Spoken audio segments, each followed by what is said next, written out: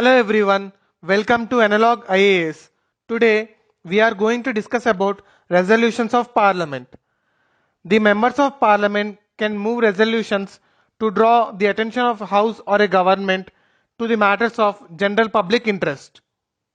The discussion on a resolution should be strictly relevant to the particular resolution only. Also note that a member who moved a resolution or amendment to the resolution cannot withdraw the resolution except by the leave of the House. There are three types of resolutions. They are private members resolution, government resolution, and statutory resolution. Let us first discuss about private members resolution. Who is a private member? Any member of parliament other than a minister is known as private member. So the resolutions passed by these members is known as private members resolutions. These resolutions are discussed only on alternate Fridays and in the afternoon sitting. Next, government resolution. These are moved by a minister and can be taken up any day from Monday to Thursday. Next, statutory resolution.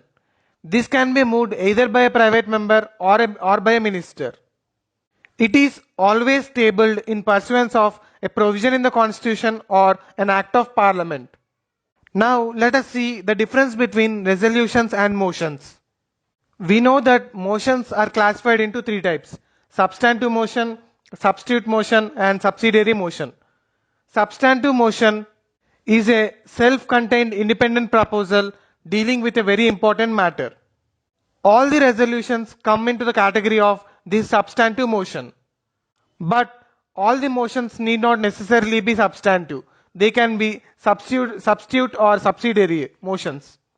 And next important difference is all the motions are not necessarily put to vote of the House, but all the resolutions are required to be voted upon. Now let us discuss a question based on this.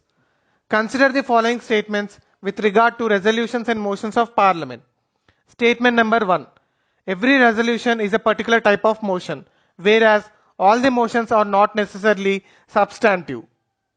As we discussed earlier, this statement is true. Next, statement number 2. All the resolutions need not be voted upon, but all the motions are put to vote.